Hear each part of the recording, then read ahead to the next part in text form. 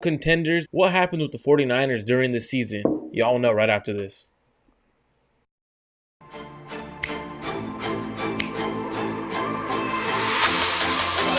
Let's go get him. Let's go get him today, man. Let's go. Hey, double down 3. 1, 2, 3. Double down.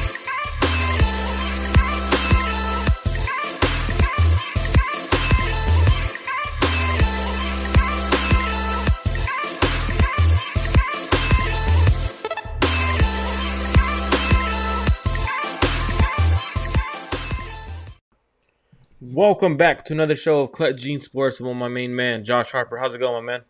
What's going on, Marco? All is good. All is well, man. First and foremost, as everyone should know, make sure you guys are subscribed to Clutch Gene Sports. Make sure you guys go over to Josh Harper's channel, Josh Harper TV, correct? Yep, Josh Harper TV.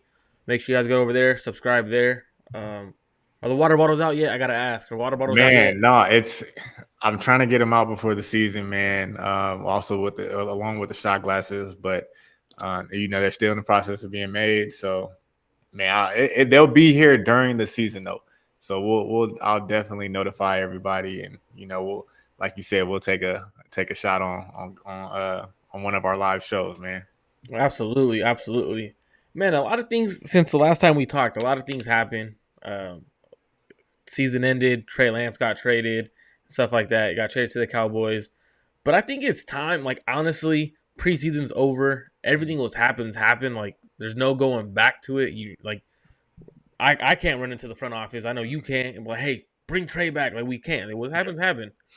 We got a season in front of us. And the biggest thing is no one's really talking about, but is Nick Bosa going to play week 1? Man, so look. The way we've always been taught, and being around coaching staffs and playing for the time that I played, you have to be available throughout the week to be able to be ready for game day. Now Nick Bosa is different. Nick Bosa is a different beast, different monster, and he means much more to this defense. So my gut feeling is telling me he can be ready. He'll be available, but I think this deal has to be done by Wednesday. If it's not done by Wednesday, Nick Bosa is not going to suit up. And if we get shocked and he does somehow suit up, if the deal's not done by Wednesday, he'll definitely be on a snap count. Even if the deal gets done, early next week, he'll definitely be on the snap count. So, my gut feeling is telling me right now, I don't think Nick Bosa is going to suit up week 1. And I would have to agree with you. Like, as a fan, I want him to be there. Like, obviously, Nick Bosa is a big help, especially when you're going on the road to a hostile environment like Pittsburgh. I want him there, but everything tells me is pointing to the direction of he will not be available week 1. And the reason is reports came out, 49ers, and according to Albert Breer, they're $4 million off potentially on average per year. And if you average that out over a 5-year, you want to get Nick Bosa on a 5-year deal. I mean, he's your franchise guy, so that's about $20 million. Whether it's 4 years, that's $16 million over a contract. If you put that into perspective, that's 12 point something percent of his contract, whether that's guaranteed money or not. As a player, and I hate seeing this on the timeline, like it bugs the shit out of me, bro. Like, I see people like, what the hell? Why does he want that much? Bro, go get your bag. Like, I don't care. If you're bashing a player for wanting more money, you're tripping. Like, I see it as you're fucking tripping. Like, let me be straight up with you. You're telling someone, like, take care of your own pockets. Don't be talking about his pockets on why he wants more, bro. Every player deserves to get as much as they want and what they feel they're worth. At the end of the day, the organization's going to run it like a business. They're not going to pay him what they don't want to pay him. Get what you can get right now as you can, because your playing career only lasts so long. So to me, that bugs the shit out of me. First of all, I have to say that. It bugs me. So Nick Bosa should sit out if he has to. He has till week 8 until he has to play to get an accrued season. If that's what he has to do, that's what he has to do. By all means, do what you got to do for yourself. But yeah, back to it. I don't think Nick Bosa is with the 49ers week 1, which is unfortunate. And I agree 100%. Like you said, I'll never count a player's pockets. Get what you can get while you're playing, while you're healthy, things like that. Because we've seen it before. A team doesn't care if you have an injury, that affects your performance. They're not going to pay you as much as you should get. So, like you said, get what you can, Nick Bosa. Hey, if you want 35 million, make sure you get 35 million. If you don't get that, don't play it. Don't play it. He's worth it. And I know the Niners have to run their side of the business, but Nick Bosa has to do what's best for him as well. So, yeah, I 100% agree with you. Absolutely, and it could be to the point too, because I know the Cleveland Browns, they signed Deshaun Watson to a fully guaranteed contract. He might be wanting to be the first defensive player to be fully guaranteed. I mean, that I don't know if that's true or not. I just mean like just throwing it out there, like, hey, why not? Like, if you're that dude, why not start making contracts fully guaranteed? Make it, because I feel like you're playing such a hard sport, such a physical sport.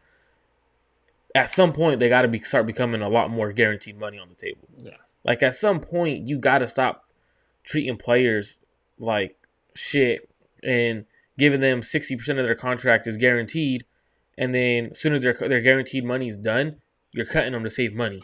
But then when they're holding out, you hear fans like, "Oh well, you're still on contract. You have one more, yeah, one more year, but guaranteed.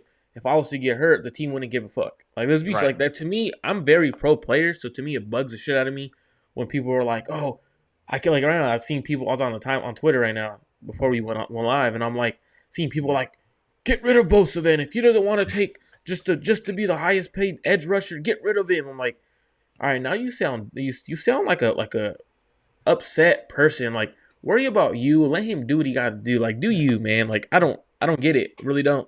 I mean, you see all these other sports, like you see all these guaranteed contracts, right? And football is the most physical one out of all these guaranteed contract sports. So man, they got to do something about, when they have the next meeting with the NFLPA or whatnot. They gotta work that in somehow. Get more guaranteed contracts and more guaranteed money. I know Deshaun Watson got that guaranteed contract. He kind of messed the whole NFL up with that contract. But hey, he might be onto something. He might be that leader that is going to get the rest of the NFL players that guaranteed contract. So, and I see it from both sides. I see it from NFL team sides. You don't want to pay somebody all this money and then they get hurt, or they pay all this money, or and their performance starts to decline. So I see it from both sides. But like you said, I'm definitely pro player as well. And they need to get these guaranteed contracts. I feel for them. Yeah, and you bring up like other sports, right? Like NBA. Yeah. NBA, they fully guarantee contracts, and guess what happens if a team makes a bad decision on a signing? They gotta eat it. And I like you if you turn it into like the NBA, you could have buyouts where it doesn't eat your cap. Cash them out. If that's what you want to do, cash them out. And I think that's more so owners. Like, they got the money, they could do it. Yeah. And it's, if you look at, for example, the Cleveland Browns, the Saints, and there's another organization, their cap numbers are always like going crazy because they're turning all their money into cash. Like, they're not, it's not down the line. They're pushing it right up to the table that year, cashing players out. So they have more cap space to play with because their owners are willing to fork out the money. So for me, I think it's time the NFL makes a change, and I hope Nick Bosa is the reason it happens. And hey, if it's a 49er player, guess what? I'd be happy. Like, oh, cool, 49er player did it. Right. Pay him, man. It's time.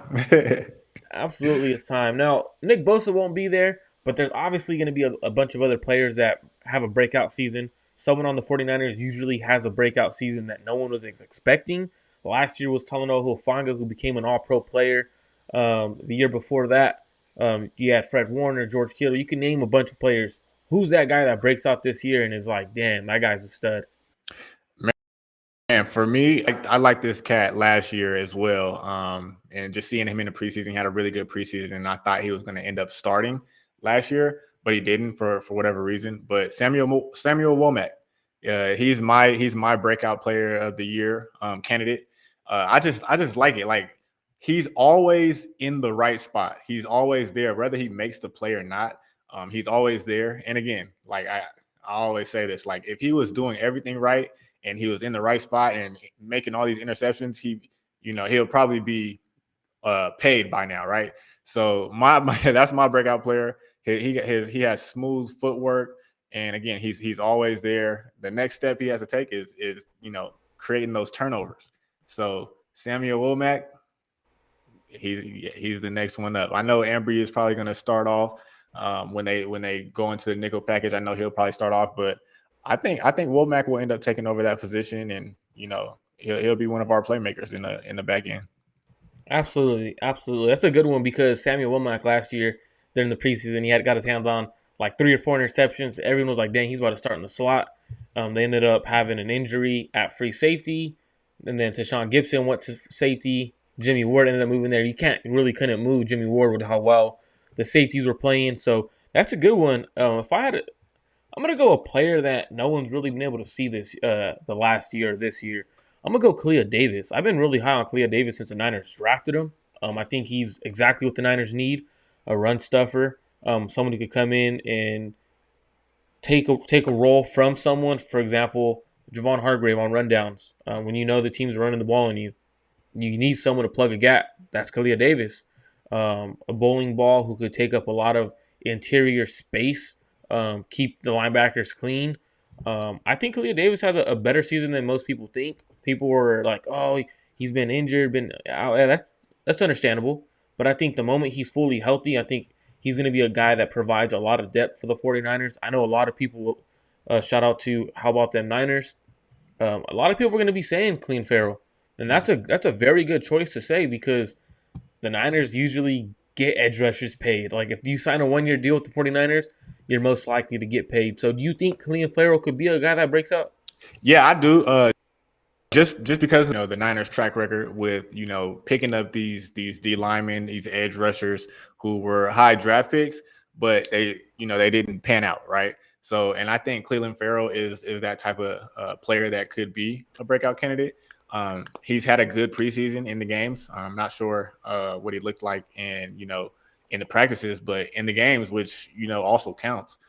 He looked good. He looked like the best defensive end on their team. I mean, I know Bosa obviously didn't play, and Drake Jackson barely played, but he did. He looked like the best defensive end out of everybody who suited up during the preseason. So definitely see that, by the way he played, and then also, the Niners track record. So why stop now?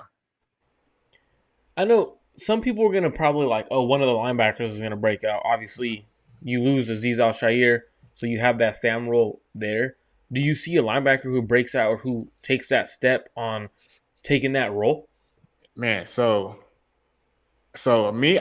when I was watching the film, I didn't really see one of the linebackers stand out of that third linebacker position that's up for grabs. I think Flanagan Fowles is probably going to end up being the starter, but I didn't see him stand out either. What I'm looking for, hopefully D Winters could somehow take that spot over and kind of have a breakout year. I mean, I didn't quite see it in preseason games, but maybe he's slowly coming into his own. His rookie year, obviously he has to get acquainted with everything. But I'm hoping for a D Winters to speed the sideline to sideline. He showed that in preseason games. But hopefully he can put it together, and hopefully he can be that linebacker candidate that has a breakout year. He definitely has the tools. Absolutely. I know Khalil Ferrell is going to be a guy that keeps being talked about, rightfully so. I actually have a kind of a bold prediction, but I think Austin Bryant has more sacks than Clelin Ferrell. And I think it's just he fits what the 49ers need opposite of Nick Bosa. Once Bosa is officially extended and with the team, the Niners need that speed opposite of Bosa. Now, when you put Clelin Ferrell, he's a good run stuffer.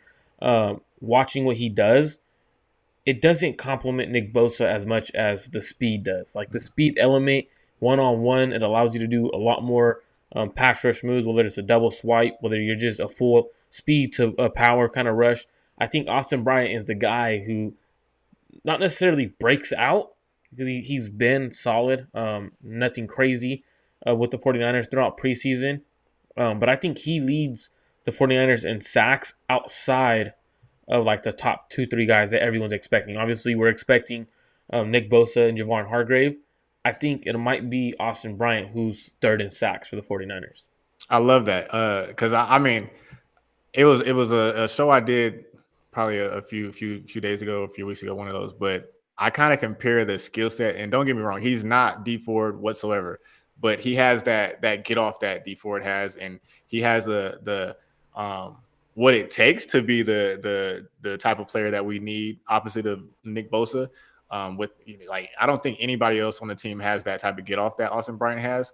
But at the end of the day, he has to put it together and finish the play and things like that. But no, I love his get off, and 100% agree with you. With he fits perfect opposite of Bosa, and I would love to see Austin Bryant stay healthy and get a chance on passing downs to just get after the passer. Don't worry about anything else, but get after the passer. And I think that will bode him well. And I think he'll be successful if he can just stick to pass rushing and not have to worry about stopping the run or anything like that. So on passing downs only. Yeah, absolutely. And normally, what you want from a speed edge rusher is for them to have a 10-yard split under 1.65. I believe Austin Bryant's is like 1.62, and the 10-yard split, for those who are unfamiliar with, so when you're running your 40, the first 10 yards, they gauge that as pretty much your 10-yard split. His is 1.62, so he covers 10 yards in 1.62 seconds. And that's kind of what you're looking for, I guess, what scouts look for in terms of looking at guys on the edge. I believe Nick Bosa's was 1.63 or 6.4, or it might have been the same as his, but they're pretty damn close to each other. And I think Austin Bryant's going to be the guy that breaks out. I don't know. For some reason, it just, when I watch him, he just kind of is that guy who he looks the part. Like his getting off the ball, he looks the part as a speed rusher for the 49ers. Now, if we have a bunch of breakout candidates, that's great, because that means the 49ers are going to be a pretty damn good team. And it comes to the conversation, is this season a Super Bowl or bust season for the 49ers? 100%. To me, it's 100% Super Bowl or bust. Just everything surrounding, this whole offseason, everything, all like that cloud that's over the Niners right now with the trading of Trey Lance, how poorly they handle it. I think it's Super Bowl or bust. They put all the eggs in the basket for Brock Purdy. We have to bang on Brock Purdy being the same player that he was last year. If not, they have a backup who they feel very confident about, which is Sam Darnold. So, yeah, with these moves, the moves that they made recently, I think it has to be Super Bowl bust because, the future assets that they gave up to get a certain player in Trey Lance and, the faith that they put in another player. So it has to be Super Bowl bust. And I 100% agree with you. And you have the roster to be a Super Bowl contending team. You have a bunch of stud, a bunch of all-pros on the roster. And then shout out to my guy, Jesse Naylor, Last Second Sports. Jesse, shout out to you, my man. You got to get my boy Josh Harper on your show one of these days. Great football content. You guys got to link up. I follow Jesse. I like his content, definitely. So let me know, Jesse, for sure. But going back to what the 49ers are, you have such a great roster. Like when you have that great of a roster, you trade up all those draft picks to get a quarterback. You no longer have that quarterback. The vibe around the team is kind of getting weird. At some point, you gotta let some of these players go because cap hits start going up. Remember, like I said, the business side of football, which I hate, because now you're like, oh damn, the Niners are gonna have to cut someone, right?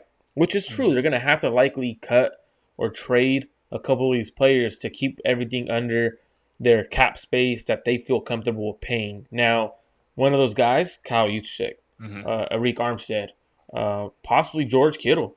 The way we look at things, obviously the 49ers signed a defensive tackle, which makes it kind of make me think that Arik Armstead might be one of those guys, whether they keep fixing his contract, pushing it down the line to create more opportunity. Trent Williams might retire. So, like, the more you look at things for this 49ers roster, the more I'm like, damn, this is a Super Bowl or bust season for the 49ers because it's too loaded of a team. Like, let's be real. If you had to put the 49ers up against any roster, where do you think they would land from top to bottom, roster to roster-wise? I would say top 3, top 4, easy. I mean, the only thing that's preventing them from being unanimously number one is that superstar quarterback. they literally have everything else. And I'm not saying Brock Purdy could possibly be that. Hopefully, that means we're probably going to win a Super Bowl. But yeah, that's the only thing that's keeping them from being the number one roster in the NFL is having that superstar quarterback. But yeah, for sure, top four, I would say they have a really good defense. They have all these skilled position players. They have McCaffrey, who's arguably the best running back. You have George Kittle, who can be arguably the best tight end. They have a dynamic duo at receiver, a do it all. They're dynamic with the ball in their hands. And Ayuk he's really a certified top 10 type of receiver. So I think for sure a top three roster, and that's why I go back to they have to be a Super Bowl or bust. They've been too close too many times. They're paying all these players for how long? I don't know how long they're going to be able to. But yeah, this roster is too good to not be Super Bowl or bust. And do you think, I know, like, obviously, if you're in a locker room like that, you start feeling that pressure, right? Of that understanding of this band is not going to be together forever. Like, we got to eventually figure it out. We've been so close 2 to 3 years in a row, the last couple of years. We got to the destination we wanted to be. We couldn't finish it. Do you think the team and the players in the locker room are starting to talk about it like, this might be our last year, one last ride together, let's figure it out and get one? Or do you think it's more so like they understand that you can't think that way and you got to think week by week? I mean, I'm pretty sure there's enough leaders in that locker room to understand that you can't think that way. But at the end of the day, they're all human as well. So I mean, you're going to think like that regardless. Like they have to think about the business side as well, right? There's a lot of players at their respective positions that are making, if not the most up close to, the most for their position, right? So they have to think like, how long am I going to be able to stay with this team? Debo is making this much. Ayuk is Bosa's about to get this crazy contract. Armstead already has a good contract. We just paid, Hargraves all this. So yeah, they're humans at the end of the day. So they're definitely thinking that, right? Like, we have to get it done. We don't know how much longer we can be together. I mean, because what teams do keep like all their talents together like this? It's tough.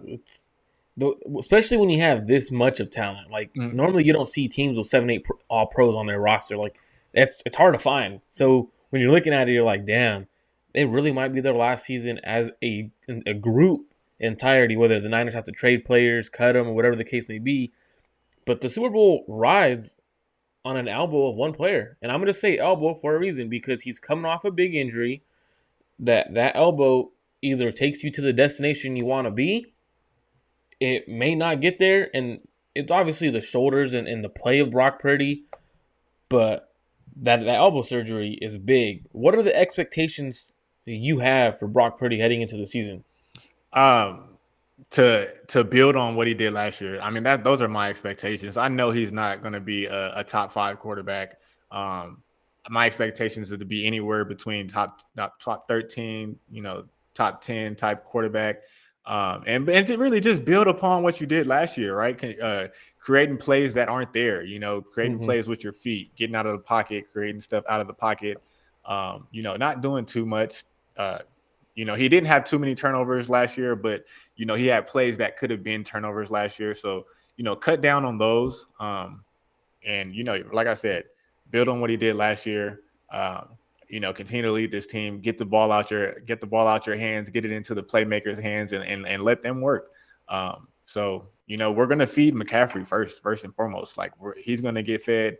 Mitchell's going to get fed, and then hit that play action bootleg, get the ball out to the playmakers, and the defense hopefully build upon what they did. So those are my expectations of Purdy.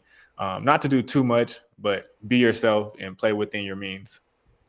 So I have to ask, is it because I know a lot of people on social media, fans, they see statistics and they're like, oh, he's the top 5 quarterback. His stats were up there with Patrick Mahomes. His offense was elite.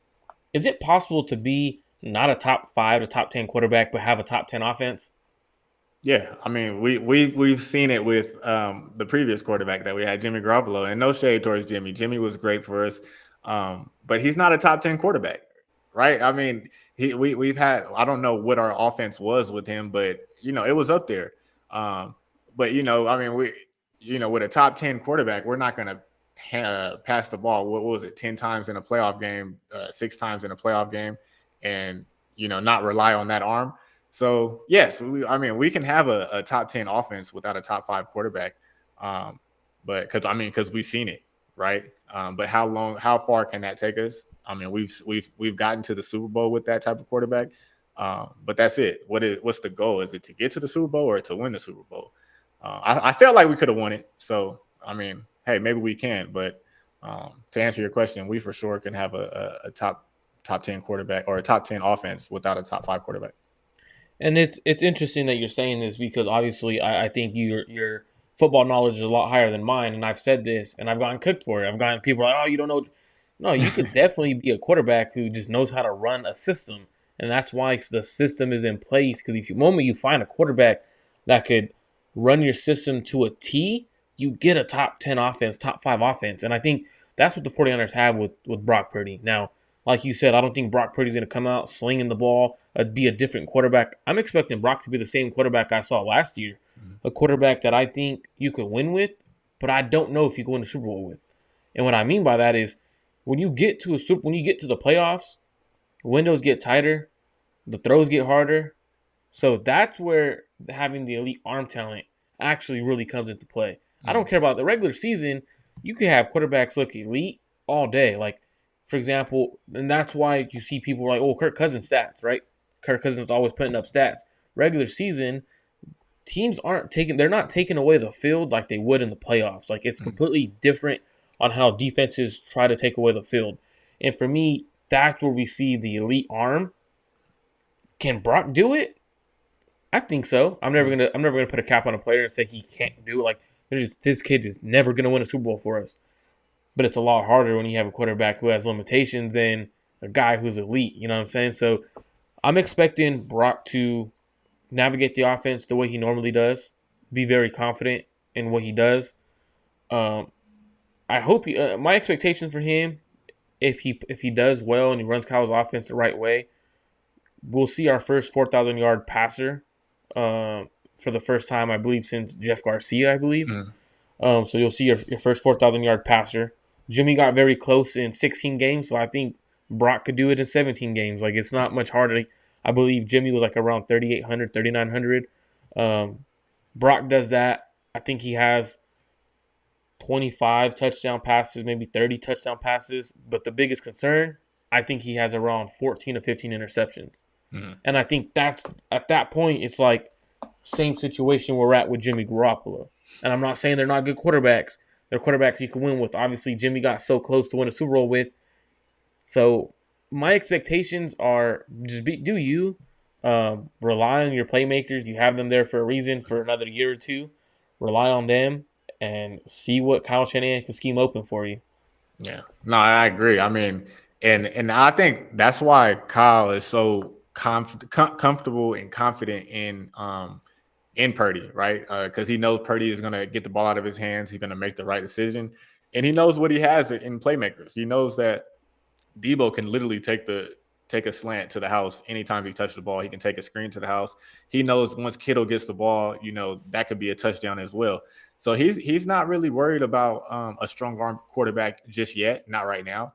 Maybe down the road, depending on how Purdy does and how he progresses and what he turns into.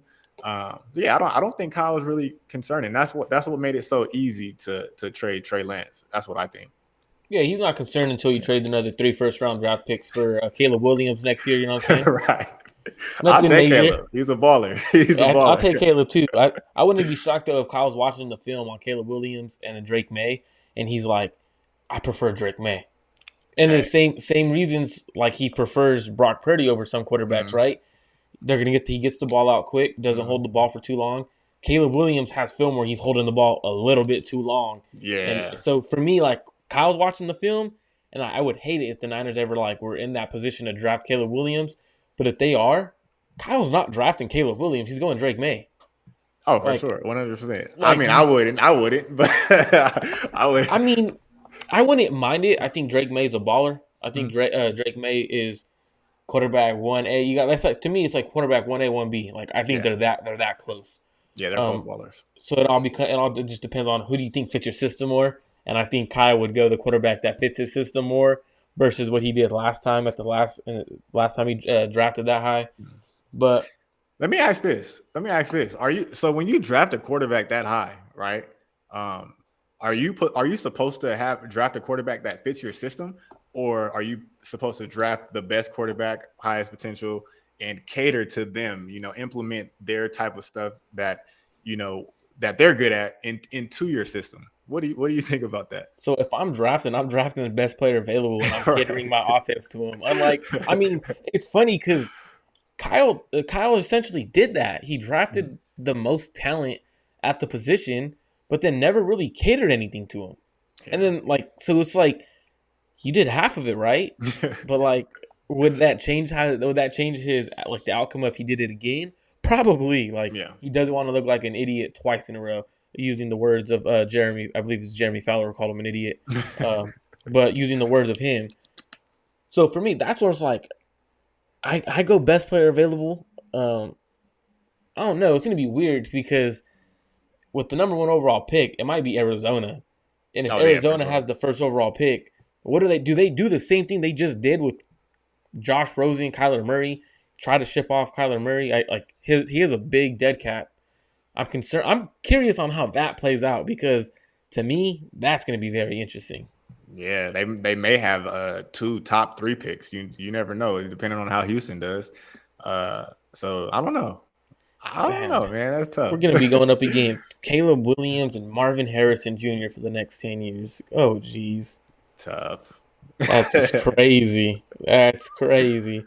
Well, obviously, there's some concerns going into the season. Everything isn't just roses and beautiful out there, right? For the 49ers. Mhm. There's been concerns. What is something you're concerned about for the 49ers heading into the season? Uh, I mean the obvious. It would have to be the run game, right? I mean, I know that a lot of their linebackers weren't playing. A lot of their D linemen weren't playing. But the run game, it just was not good during preseason. Not against the Raiders. They let the I know the Raiders were gashing them all game, right? The Raiders were gashing them all game. And then you had the Bronco game or the Charger game where they had the long run. There were some linebackers that had misfits in the gaps. And then the second game as well. I mean, they just did not play the run at all good this preseason. So it would have to be the run game. But I'm not too concerned. I know the regular season is a different beast, right? People are going to get up for it and things like that. So, but if I had to pick one for sure, it'll be the run game. Bro, I'm over here laughing, bro. So, how about them Niners puts a comment in the chat and he goes, the Sooners QB3, his real name is General Booty. I found my new favorite college QB. I looked it up and that's legit his name. He's a redshirt sophomore from Texas. That Is is he good insane. though? Is he good? You can't have a General Booty name and then not be a good quarterback because you That's really be booty. crazy. That's crazy. I did not know that, but that's a good fun fact. Yeah. Like your son's getting ready to tell us what he's concerned about for the 49ers. You know what I'm saying? He's over here asking me if he can play the game. I saw him run. I saw you posted a video of him running a route the other day. He could get off the line. Yeah, I mean, okay. he started he started a year earlier, and yeah, he was doing some things, man. I'm like, where did you learn that? That's Pretty crazy. good. That was cool to see. I saw that video. I showed my fiance. I was like, look. Before school, he lined it up, got off Oh the line. I yeah, was like, oh, okay. I see yeah. you. His favorite Um, player is Justin Jefferson and Debo Samuel. So so he'll be he watching those highlights. he's definitely gonna know how to get off the line. Then he's watching Justin Oh Jefferson. yeah, Um, for sure. but my concern, I agree with you in terms of the defensive run game. I've preached that to people. They're like, oh no, we just signed Javon Hargrave. Javon Hargrave is not that great of a run defender. So it's kind of that's concerning. You look opposite of Nick Bosa on the opposite edge. It's not a bunch of good run defenders. Clelin Ferrell's probably the best of the bunch, but that's not that great either. Like he was getting gashed too. Like he was on the field when they were getting gashed. Taking a look at guys like Javon Kinlaw, Kerry Hyder was getting work. Kevin Givens was getting work. Like a lot of the second team players Mm-hmm. were getting work. And I know people Mm-hmm. are like, oh, it's just second team. Your second team plays in their second and third defensive tackles and stuff like that. They play in the game probably 35 to 40% of the time Mm-hmm. because the way the 49ers rotate, their starting D tackles and edge rushers play about 60% of the game. So that's a huge concern. And then Kyle Shanahan comes out and says, well, yeah, it's concerning, but it's preseason. But yeah, we're taking a look at that. Like he knows, like, hey, that was a big concern because if the run defense is that bad, teams are going to be able to do a lot more against the 49ers in terms of the moment you establish the run, you establish the play action. The moment you establish the play action, it takes away from the defensive line being able to get after the quarterback. So now it freezes them for that just enough time for that quarterback to have to get rid of the ball and stuff like that. So to me, I'm concerned about the defensive run game, but I'm also concerned about the 49ers offensive line. Now, their O-line wasn't terrible in preseason. I thought that the starters played really damn well, but they're one injury away from a disaster Mm-hmm. anywhere on the offensive line. If you look at their second string and third string, their team players, the way they kept the guys, they kept one left tackle, one right tackle, a guard, and a center. For me, that's more concerning than the D line because when you have guys like Nick Bosa, Fred Warner, like they'll clean the gaps, like they'll fix everything. But the starting offensive line, if any of them go down, we're having guys like Jalen Moore, Matt Pryor, who was terrible last year, Nick Sakel. Mm-hmm. Like, to me, that's more concerning than anything. The depth right there is the major concern. Now, granted, hopefully no one ever gets injured, Mm-hmm. but it's football. There's likely a chance where someone rolls an ankle, especially along the O-line. So it's football. That's where I'm mainly concerned about for the 49ers right now. If we have to depend on Nick Zakel, we're definitely, and no shade towards him, but I'm just going off of what we've seen in preseason. If we have to depend on Nick Zakel, I definitely think we'll be in trouble.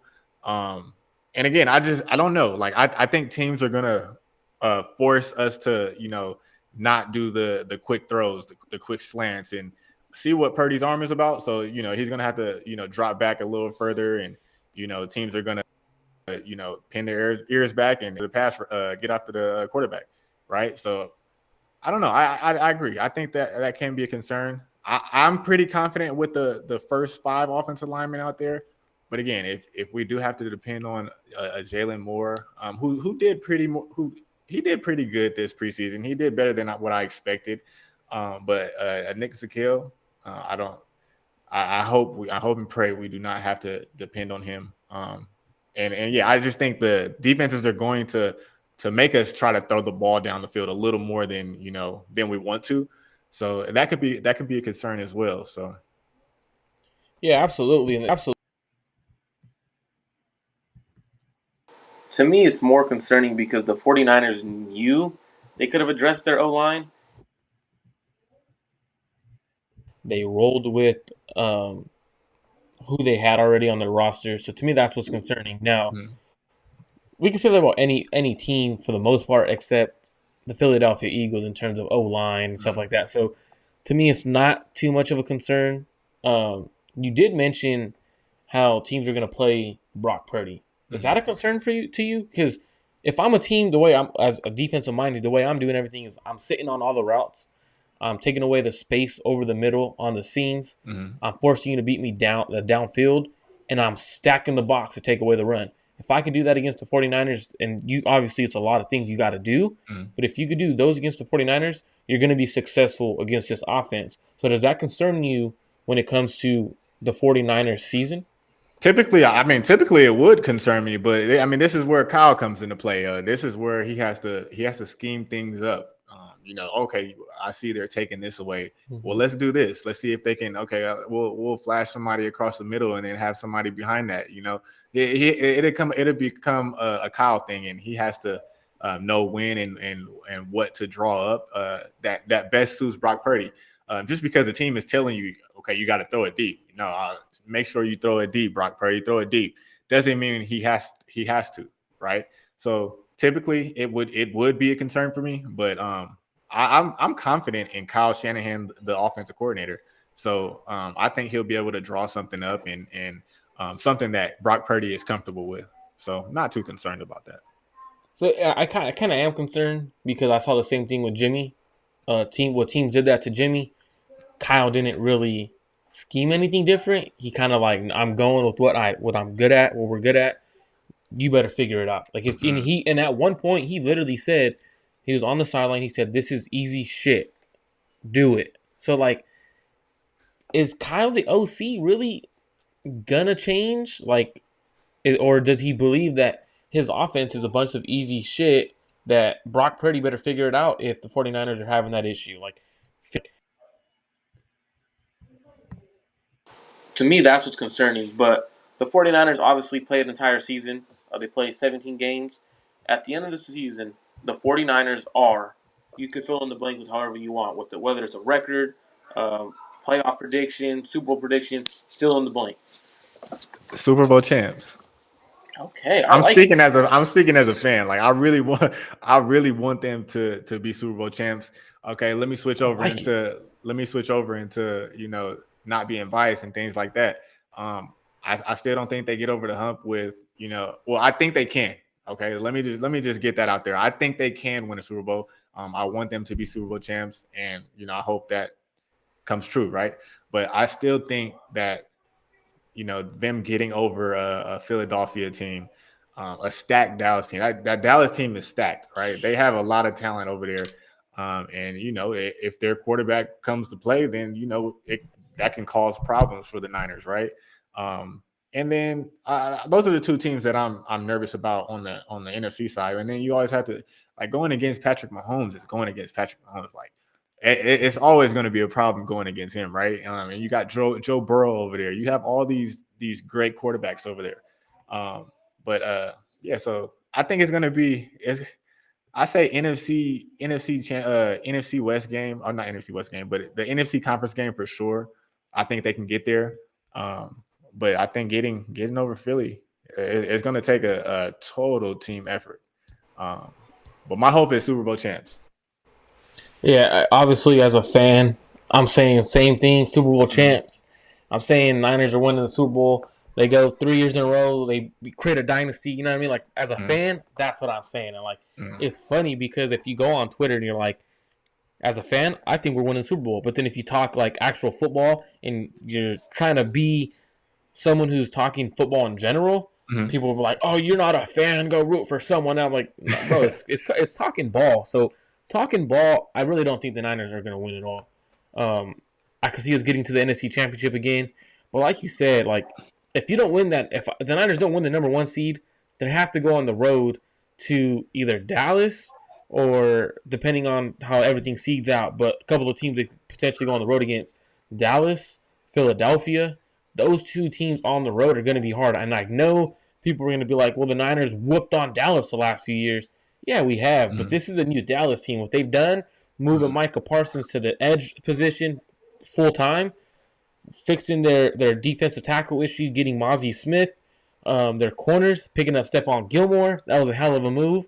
And then on the offensive side, getting rid of Zeke, keeping Tony Pollard, going Mm-hmm. with Brandon Cooks, opposite of CeeDee Lamb. That team is stacked. So, like, to me, it's like, okay, well, everything they did was to match up against the 49ers. Like, they literally were like, okay, you want to go bully ball? Guess what? We'll go bully ball too. Let's move things around. And then when you talk about the Eagles, that D line is the same D line that knocked us out of the championship. Yeah. We couldn't block, even if Brock Purdy was playing, the 49ers offensive line was not able to block for Josh Johnson when he was in the game either. So to me, it's like that D line is insane. The 49ers are division. They lose in the divisional round. They don't make the NFC Championship, in my opinion. Unfortunately.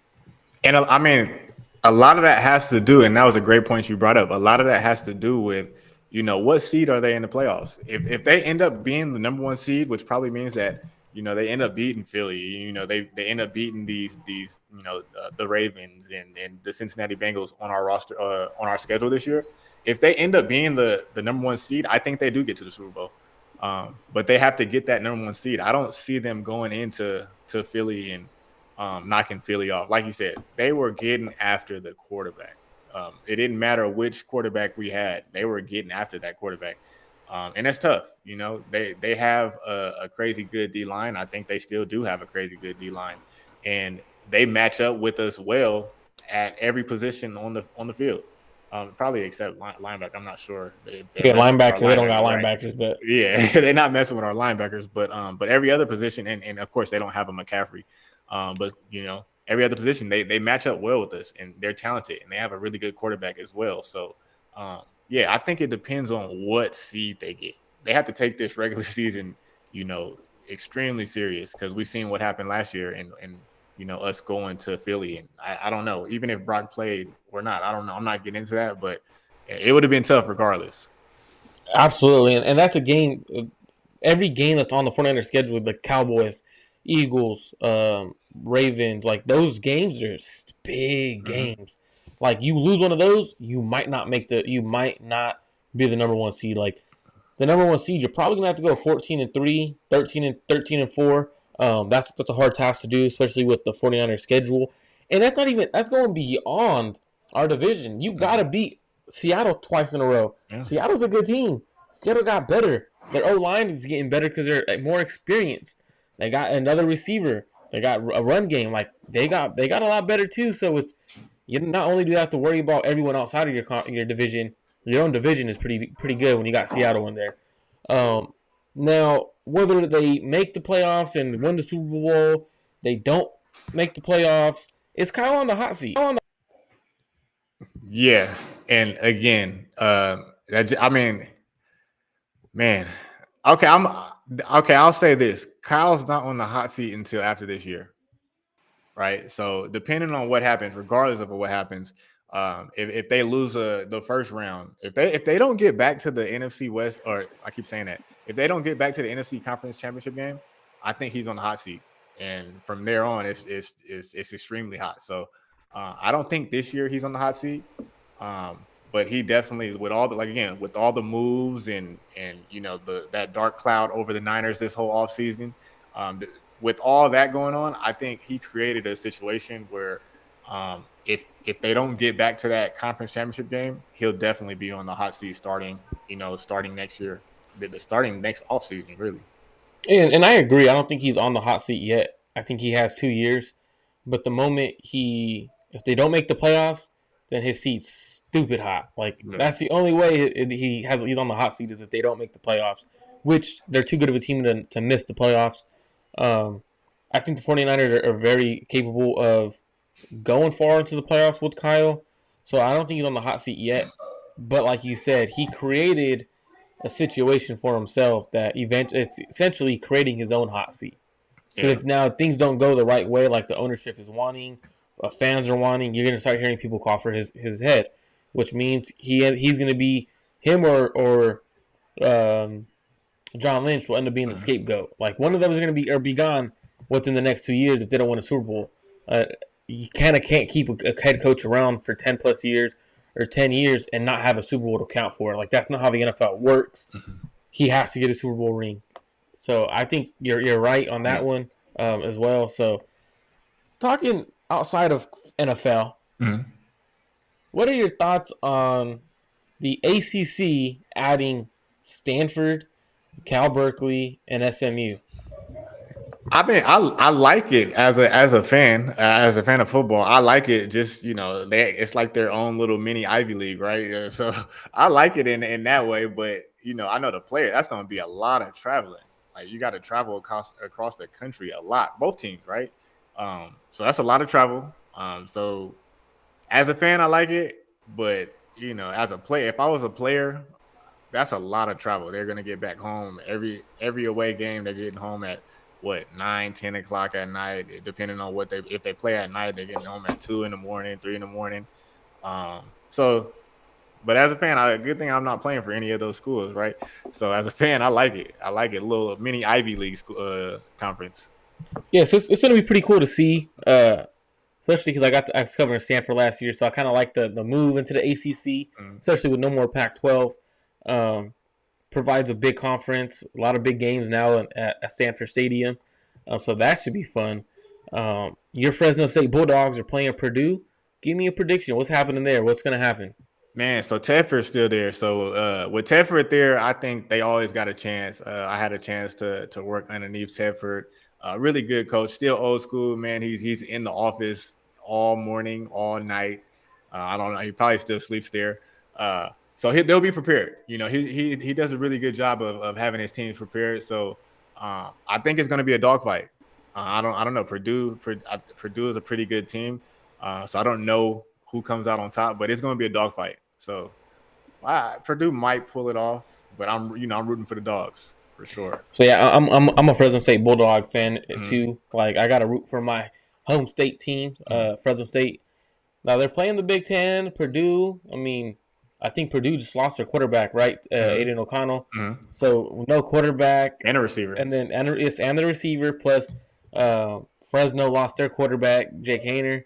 So a lot of things are going to be interesting to watch during that game. I think Fresno State pulls it off. The reason is I think they're going to come out and they're going to run the ball.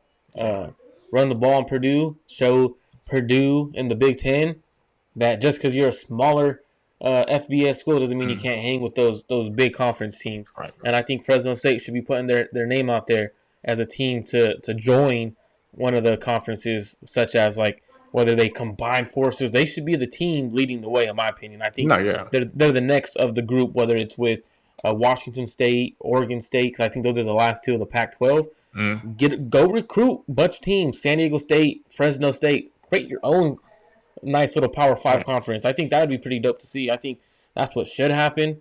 I'm not a big fan of the Mountain West.